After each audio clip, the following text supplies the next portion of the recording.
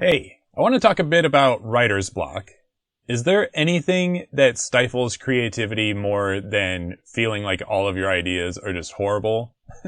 I don't think that there is. I actually don't really believe in writer's block in terms of what most people think of it as, in terms of this idea that there's something blocking your creativity or your ability to create. I think that we can always create.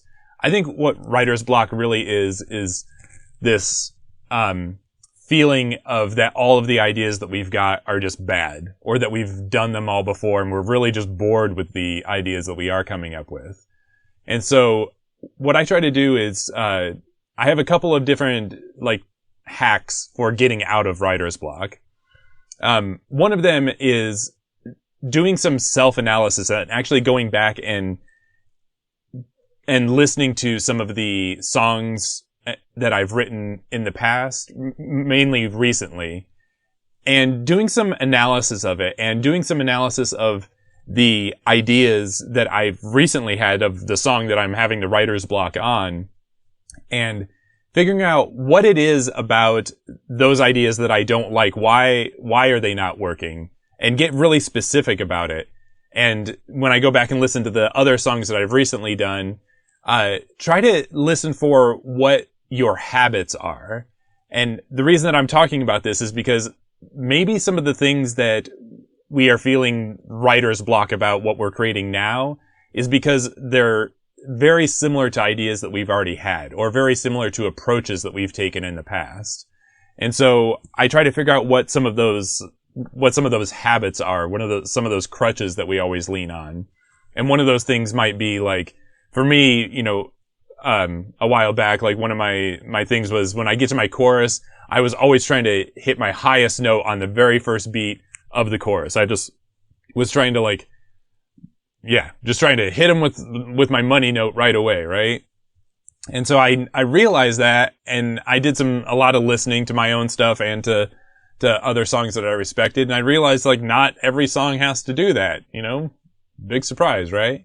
And so I used that as a challenge to get out of my own writer's block, and made it so okay, what happens if I don't hit my money note on the first beat of the chorus, and I save it for, the second beat, or even halfway through or something like that.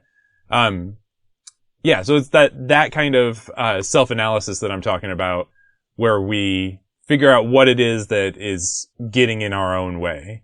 Another thing is simplifying, right? Sometimes our ideas are we're just trying to put too much into our song. We've got just too many goals, and we're not simplifying and refining what the one message is that we're trying to get across. So yeah, look at those ideas that you've got and see if there's any nugget of gold, and maybe there's just too much stuff getting in the way of that, and you need to just take some of that stuff out. The other thing that I like personally doing, because I come from a drumming background, is I like thinking rhythmically, and just seeing rhythmically where's my intuition at with this, and am I digging that? Am I liking where it's at, or am I kind of bored with it?